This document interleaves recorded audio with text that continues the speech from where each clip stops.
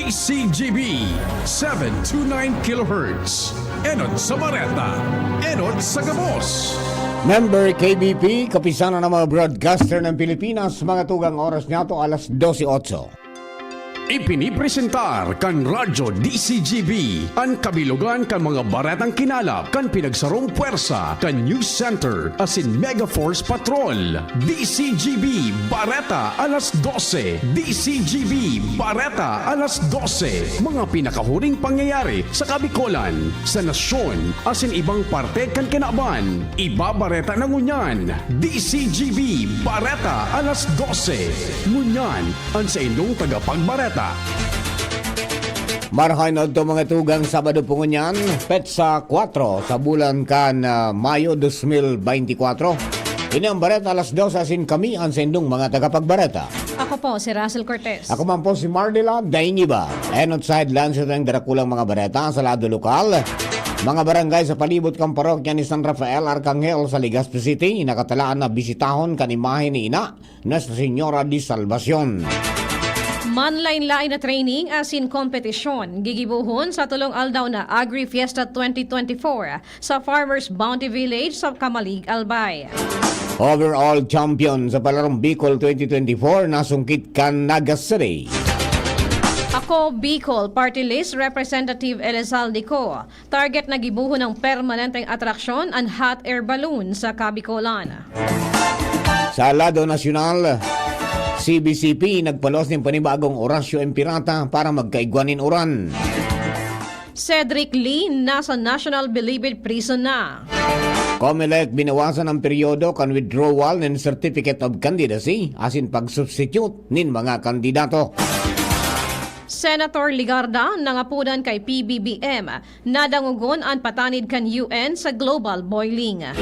Sa ibang nasyon, United Kingdom pigtataong kwenta na sa Ukraine kung paano gamiton ang armas na itinaoninda kontra sa Russia. Baretang sports, hot shots dinaog ang terafirma sa nagpapadagos na PBA 2024 Philippine Cup.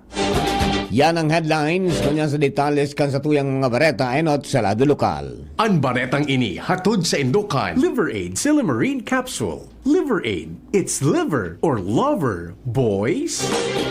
Uminog pa ang mga hot air balloons na pigpalayog kasubago pasado alas 16 aga sa Manila na lokasyon na dahi piglalaoman mantang adiba nagugpa sa kable nin kuryente asin igwaman nin buminagsak sa tahaw nin danaw asin umahan.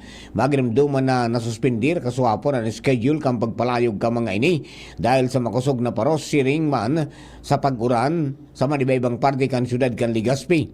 Sinabi ni Bicol Tourism Regional Director Herbie Aguas kasuhapon na kinakaipuan na isuspindir ang pagpalayog na sinigundahan man ni Captain Joy Roa, ang event director kan Bicol Loco Hot Air Balloon Festival, at sinabing prioridad ang kaligtasan ka mga lunad o sakay sa hot air balloon. Sarabay na nagibo nin mga maskara ang 48 Albayano artist sa Albay Astrodome kasuhapon para sa on-the-spot mask making art contest bilang parte kan pagselebrar kan Magayon Festival. Ang tema kan kompetisyon, mga mitos kan Albay guno sa mga istoryang suanoy na pinanginotan kan Neo Arte Vista Bicola. Ang awarding gigibuhon sa Mayo 6 alas 2 nin hapon kung sain ang first place makakaresibi nin 10,000 pesos. Ang ikaduang pwesto makakaresibi man nin 7,000 pesos. Ang organizer matauma nin 2,000 pesos sa 10 artist bilang consolation prize, as in 1,000 pesos sa iba pang seed bilang seed money. Target na ako Bicol Party List Representative Elizalde Co. nagibuhon ng permanenteng atraksyon ang hot air balloon para pakusugon ang lokal na turismo asin magkaigon ng dakol pang oportunidad asin trabaho sa Kabikolan. Kasud Mayo 3 matrayumpong na ilansar ang kainatanoting Bicol Loco Hot Air Balloon Festival na maka-eksperyensahan sagkod sa aga Mayo 5. Niribong katawo man ang ruminoso sa konsyerto ninda popstar royalty Sara Hieronimo asin the voice coach Bamboo mantang at siya na pagkabanggi pigaabangan man sinda Jericho Rosales asin Eli Bendia nagkakaigwaman in parafol kon kan tulong house and lot 20 motorsiklo 43 inch o 43 inch Smart TV, 5 3-night stay sa Misibis Bay, as in 200,000 pesos na cash prize na pinunan kasubanggi sa konsyerto sa Gudatya na Banggi. Sinabi ni Ko na nagkakantidad nin 1.5 milyon ang kada sarong house and lot sa Eco Homes, Barangay Puro, Legazpi City. Mantang sagod sa Agaman, Mayo 5, ang hot air balloon event sa lumang aeropuerto kan Legazpi City. Tinawanin doon ni Congressman Ko na nasabing inisyatibo bako sa na temporary celebration kundi sarong estratehikong lakdang tanganing poswagon ang lokal na ekonomiya. May understand piglinaw man ni Ko na dainin pondong kang gobyerno na ginastos sa festival na ini dahilan tapuminalyar ang ginibong bidding. Dahilan kaya ni sinimbag niya ang gabos na gastos sa selebrasyon tanganing maging mataryumpo ang hot air balloon festival. Tinawanin doon kang congressman na ini sa iyang investment para sa kaugmahan ka mga Bicolano asin umuswag pa ang ekonomiya kang Kabikolan. Nangapunan man si Congressman Saldi sa gabos na mga Bicolano na magkasararo sa pagkapakasog kan ekonomiya para sa ikakauswag kan lambang familya sa Kabikolan. Nairehistro ang apat na rockfall event sa Bulkang Mayon. Inibase sa 8 o'clock AM bulletin na ipinaluwas kan PVOX katakod kan padagos na aktibidad kaini.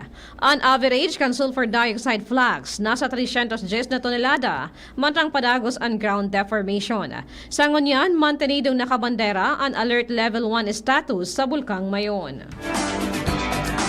Bibisitaw ni Nuestra Señora di Salvacion ang mga barangay sa palibot kang parokya ni San Rafael Arcangel sa Legazpi.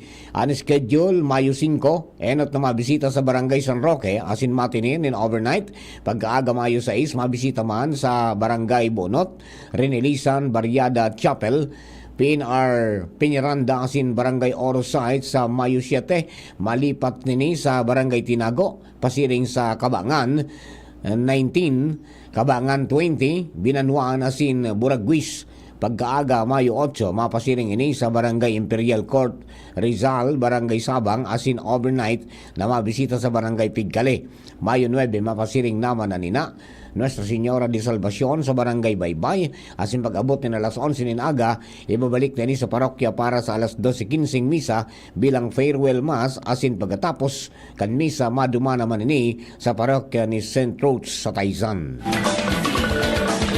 Gigibuhon at siya na alas 5:30 na hapon ang banal na misa bilang pagpuon kan inang Magayon Grand Aurora asin pagpapadagos kan inang Magayon festivities. Papanginutan ni Reverend Father Ed Alaurin, OP, ang banal na misa. Na iyuman mismo ang nagsurat kan libro kan istorya ni Nuestra Señora de Salvacion de Oroan. Mapuon ang inang Magayon Grand Aurora pagka alas 7 Ninbanggi na hale sa Albay Cathedral, pasiring sa St. Raphael the Archangel Parish sa Legazpi City. Ipoprosesyon ang imahe ni Nuestra Señora de Salvacion asin magiging honor guard ang mga parishioners ka nasabing parokya. Nagpepepreparar man ang mga barangay pastoral council ni mga kinurubong para sa pag-agi kan Grand Aurora sa mga pigdesignar na lugar. Mientras, pag alas 9 Ninbanggi, mapuon ang welcome rite sa St. Raphael Parish. Sa mga masunod na aldaw, Mayo 5 hanggang 9, ililibot si Ina Nuestra Señora de Salvacion sa mga barangay na sakop kan parokya. Sa tuya po ang palarong Bicol Update, labi lang ang kaugmaan ka mga atleta, coaches sa sinanggabos na minabilog kan delegado kan Naga City Division matapos na makuha ang pagiging overall champion sa palarong Bicol 2024. Sa ipinalos na final and official result kan DepEd Bicol Regional Office 5, nakakuha ang siyudad din Naga ng 74 gold, 55 silver at 63 na bronze medal. Rank 2 naman ang Albay na may 70 gold, 69 silver at 76 na bronze medal. Rank 3 ang Camarines Norte na may 59 gold, 60 silver at 52 na bronze. Rank 4 ang Camarines Sur na may 41 gold, 78 silver at 77 bronze. Rank 5 ang Ligao City na may 41 gold, 28 silver at 19 bronze medal. Rank 6 ang Legazpi City na may 35 gold, 39 silver at 36 na bronze medal. Rank 7 ang Sorsogon Province na may 27 gold, 19 silver, 41 bronze. Rank 8 ang Masbate Province Philippines na may 19 gold, 23 na silver asin 34 bronze medal. Rank 9 naman ang Tabaco City na may 18 gold, 16 na silver, 27 bronze medal. Rank 10 ang Catanduanes, 13 gold, 13 silver, as in 32 bronze medals. Rank 11 ang Sorsogon City na may 11 gold, 4 na silver, as in 23 na bronze medal. Rank 12 ang Iriga City na may 7 gold medals, 7 silver, as in 14 bronze medals. Rank 13 ang Masbate City na may 6 gold, 7 silver, as in 14 bronze medal. Katakod kay ni, nagpaabot ng pagbati si DepEd Bicol Regional Director Gilbert Sadsad sa gabos na atleta asin Schools Division sa trayumpong nakuha sa palarong Bicol ngunya na taon. Sinabi mga opisyal na generally peaceful asin matariyumpo ang karawat sa pagsasabing nagkaigwan in holistic development asin training ground an mga aki. Manlain-lain na trainings as in kompetisyon ang gigibuhon sa tulong aldaw na Agri-Fiesta 2024 sa Albay Farmers Bounty Village, Kabangan, Kamalig, Albay na mapuon sa Mayo 7 hanggang 9, 2024. Nursery Establishment Training, Agarwood Training, Disaster Preparedness in Agriculture ang nagkapira sa mga trainings na i-oopreser sa nasabing aktibidad. Mientras na ngarab-ngaban mais, maniko baluka mo, as in pinaka-contest ang nagkapiraman sa mga kompetisyon na gigibuhon. Ang tema kan aktibidad, masaganang agrikultura, pagbabago, pagpapaunlad at pagnenegosyo sa modernong pagsasaka at pangingisda na nagmamawot na matabangan ang sektor kan agrikultura sa probinsya kan Albay na magkaigwanin mas komprehensibong kaaraman as in pagtaonin onra sa dakulang sakop kan sektor na ini sa pagtaonin sustainableng food supply. Mga tugang primerong parte po yan kasatuyang Bareta alas 12 Bareta sa lado lokal, ang Bareta nato sa lado nasyonal.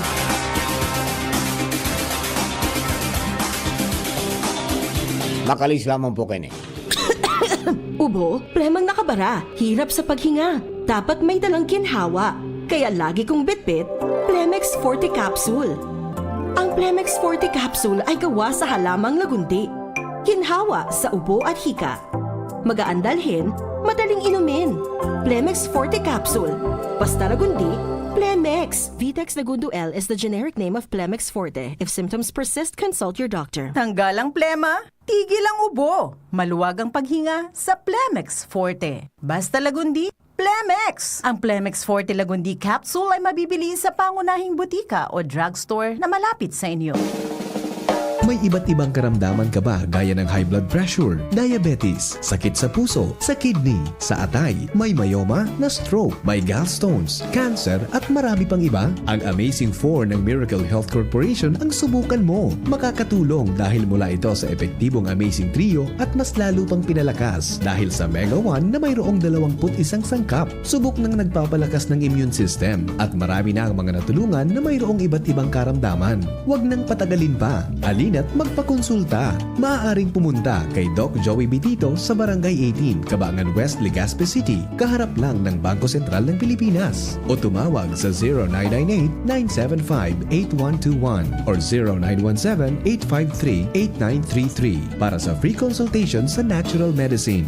Mapapanood din ang serbisyong natural, kalusugan at bayanihan sa YouTube channel at sa Facebook page na Doc Joey Bitito. Kaming magtutropa, laging ganado. Sa trabaho, Ganado! Sa pamilya, Ganado! At syempre, kapag good times, ganado!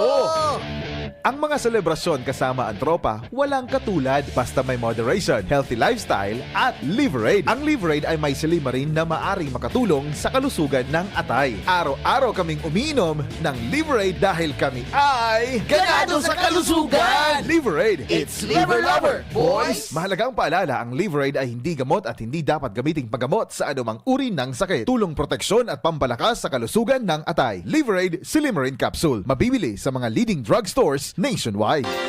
Inihahatid sa inyo kang Department of Environment and Natural Resources, Regional Office No. 5, ang programang Kapalibutan Ta at Tamanong Ta. Kapalibutan Ta at Tamanong Ta. Programang magtataunin informasyon asin kaaraman, manungod sa satuyang kapalibutan, asin sa mandato kan Department of Environment and Natural Resources. Sa tunghinanyugon, kada Huwebes alas 11 sagkod alas 12 nin pagkaugto, Kapalibutan Ta at Tamanong Ta. Hatod sa Indo kang DENR Regional Office 5 asin kan istasyon na ini.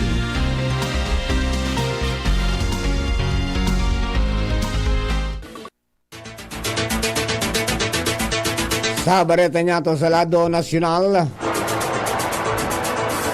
nagluwas ang Catholic Bishops Conference of the Philippines o CBCP, Episcopal Commission on Liturgy kan espesyal na pangadyi para magkaigwa nin uran asin malaban na mamatay na uran. Inapod ini o kaya na mamatay na init. Inapod ini bilang orasyo impirata ad pentandam pibia o obligatory prayer to request for rain sa English. Ang orasyo impirata sarong invocative prayer na biga pangadyi ka mga paratubod katolika na nangangaipon in divine intervention sa panahon nin pagmundo asin kalamidad. Tulos man na nagluwas din circular ang Archdiocese of Manila na nagsusugo sa gabos ng mga parishes na ipangadyi ang nasabing orasyo impirata sa saindang mga misa. Bilibid Prison o NBP ang negosyanteng si Cedric Lee. Pasado alas 8 kasubanggi ka na kumpleto na ang mga dokumento kaini gikan sa kustodiya ka National Bureau of Investigation o NBI. Dinara na ini sa NBP sa syudad kan Muntinlupa. Enod kaini kan Huwebes, voluntaryong nagsuko si Lee sa NBI matapos na magluwas ang sa iyang warrant of arrest sa kasong serious illegal detention. Ipinaluwas kan Taguig Regional Trial Court ang desisyon kontra kay Lee. Kaibahan ang modelong si Dennis Cornejo, Ferdinand Guerrero, asin si Simeon Raz dahil sa pambubugbog sa aktor na si Vong Navarro. Si Cornejo nasa Correctional Institution for Women sa Mandaluyong City. Ang desisyon ipinaluwas ni Judge Mariam Bien, Taguig RTC Branch 153. Binawasan na kan Commission on Elections o COMELEC ang aldaw sa withdrawal kan Candidates of Candidacy o Certificate of Candidacy o COC asin ang pagsumitin ng substitute candidates para sa 2025 elections. Sinabi ni COMELEC Chairman George Erwin Garcia na kamautan kay ni na maiwasan ang mga political groups na aprobitsaran asin lokohon ang mga tao kung saan sa indang tunay na kandidato. Itinalaan kang COMELEC ang Oktubre 8 para sa mga kandidato na magsumitir kan sa iyang COC bilang substitute candidate. Dagdag pa ni Garcia na po Oktubre 1 sa 8 ang peryodo kan pagsumitir nin candidacy. Tutugutan nindang mag-withdraw ang mga kandidato pero pagkatapos ni Oktubre 8 day ng pagsalida nin kandidato. Hinagad ni Senate President Pro Tempore Loren Legarda sa Administrasyong Marcos na dangugon ang deklarasyon kan United Nations o UN may kinaaraman sa global boiling. Alagad nagtutubod si Legarda na bako sana ang national government ang magtaonin atensyon sa patanid na ini kundi ang bilog na international community. Sigun pa kay Legarda, ang deklarasyon na ini kan UN kan 2023 senyal kan importanteng segundo kan kolektibong pagsabot sa climate change. Sinabi pa ni Legarda na tagapagtaram kan climate change dapat nagibuhon na prioridad kan lokal as in international community and investment sa renewable energy sources, water security, sustainable and circular livelihoods as in gumibo nin mga polisiya para mapagian ang maraot na epekto kan climate change. Nailinganin pagangatan na kaaraman ka mga nasa sektor nin pagguma. May kinaraman sa paggamit nin bank loans tanganing mapanuan ang kinakaipo na kapital sa panahon nin pagtanom, pag-ani asin pagmantinir. Naglalataw sa data gikan sa ginibong survey kang Bangko Sentral kang Pilipinas o BSP hali sa mga sakop kaining banks, private thrift banks, private rural and cooperative banks asin government-owned banks apwera pa sa digital banks. Ang pangkondukta nin pag-aadal kasabay kang pagpuon kan pagpapaotob kan Republic Act number 11901 na midbid bilang Agriculture, Fisheries and Rural Development Financing Enhancement Act of 2002. Dahil ang digdi ang survey nagsiserving baseline data para sa pagsubaybay sa mga pautang kan mga bangko. Mantenidong makusog as in healthy ang partnership kan Pilipinas as in South Korea. Inian ipinahayag ni Presidente Ferdinand Marcos Jr. sa entrevista sa iya kan Miyakyung Media kan South Korea sa Malacanang. Sigun sa Presidente, 75 anyos na ang relasyon sa pagultanan kan duwang nasyon. As in mantenidong healthy, as in makusog ini sa paglihis kan panahon. Pareho na pigigibo kan duwang nasyon ang mga espersos para mamantinir ang magayon na koordinasyon sa gabos na aspeto kan relasyon kan Pilipinas as in South Korea. Na parehong pigpapakinabangan sa kod sa ngunyan. Opisyal na naselyuhan ang relasyon kan Pilipinas sa South Korea kan Marso 3, 1949. Sa bareta niya to sa ibang nasyon, bigataong kwenta na kan United Kingdom o UK sa Ukraine kung paano nila gamiton ang mga armas na sa indang itinao tanganing labanan ng Russia sa pagbisita sa Ukraine ni UK Foreign Secretary Lord Cameron na personal kaining nakauron si Presidente Volodymyr Zelensky asin tinukwar ang mga armas na itinao kan Britanya.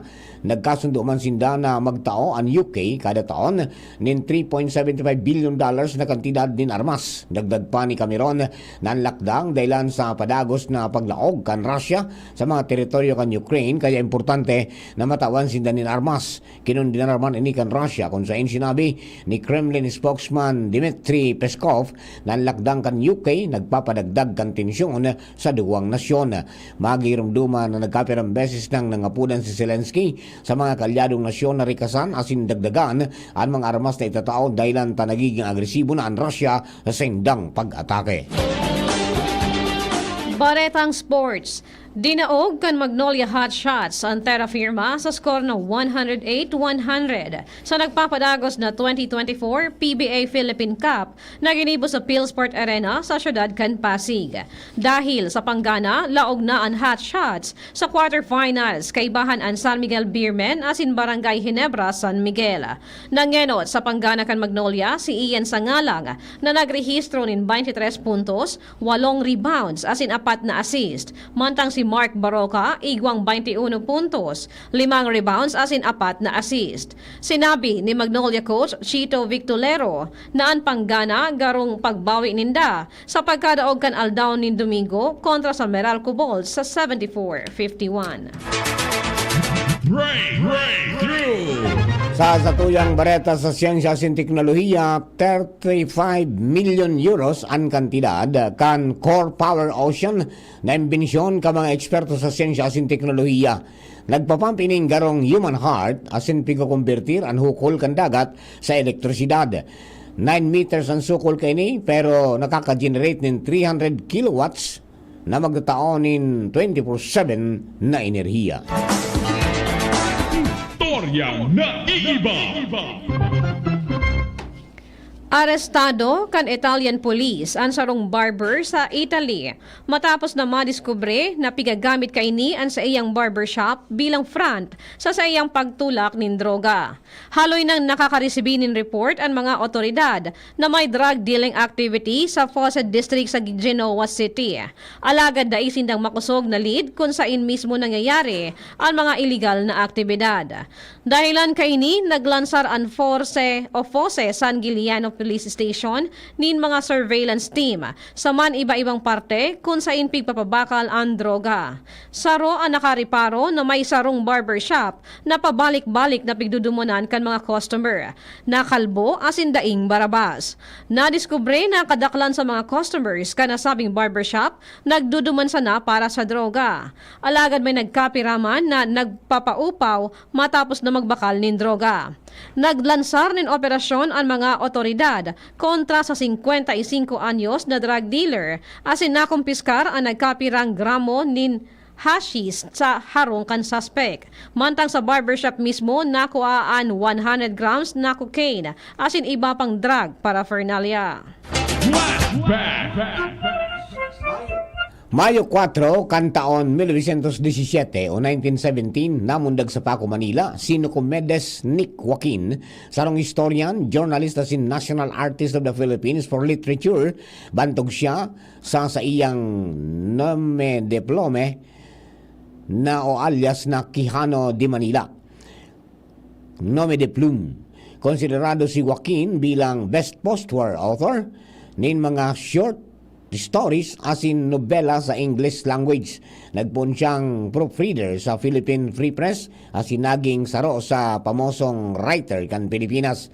Dakol siyang naisurat manungod sa Spanish colonial period as in ang diverse heritage ka mga namamanwaang Pilipino.